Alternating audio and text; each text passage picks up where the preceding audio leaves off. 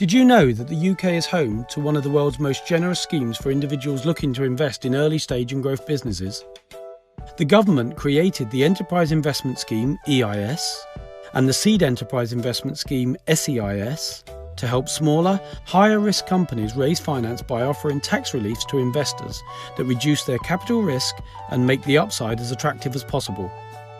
Some of the key benefits include income tax relief of up to 50% on your initial investment, exemption from capital gains tax on any gains from selling your shares, further income tax relief at the top rate of income tax for any losses made on the disposal of shares, and unlimited deferral of capital gains. The cumulative effect of these can increase your potential return by as much as 20-fold. What does that all mean in real money? Let's go through some examples, starting with the Seed Enterprise Investment Scheme.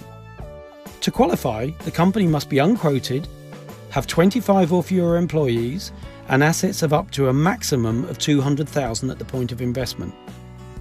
Let's assume you're a 45% taxpayer investing £50,000 in an SEIS company.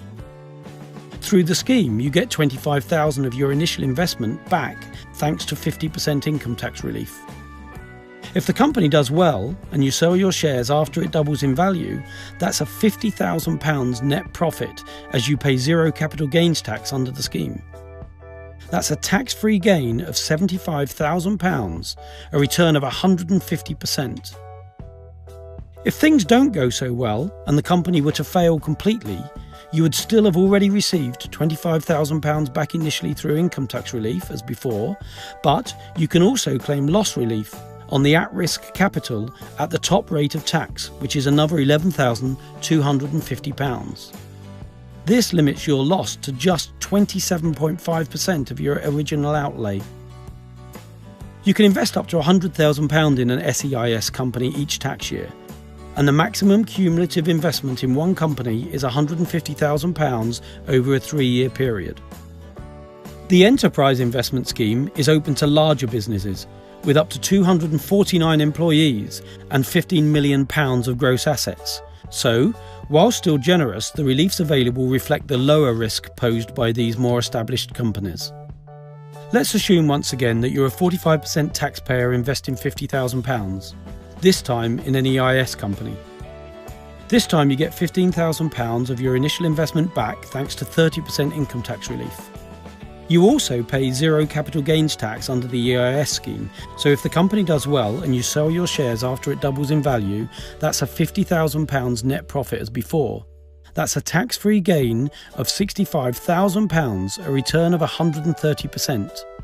And if this company were to fail completely, you get £15,000 back through the 30% income tax relief as before, then loss relief on the at-risk capital of 45%, which is another £15,750. This limits your loss to 38.5% of your initial outlay. Of course, there are some conditions.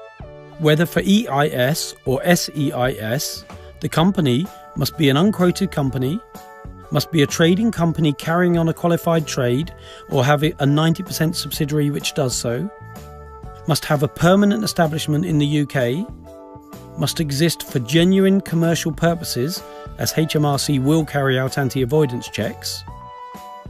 There are some criteria for investors too. You cannot own more than 30% of the shares, directly or indirectly. Paid directors or employees of the company at the time of the issue of shares are normally disqualified from claiming EIS relief. The government has a wealth of information available on both schemes online, so for full terms and conditions, simply search for EIS and/or SEIS plus Gov UK.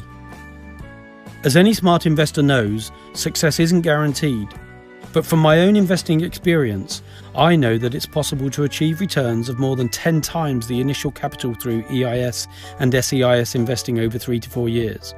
So if you're thinking about growing your portfolio and would like to find out more about the potential opportunities on offer, please visit the website or connect with me on email or LinkedIn today.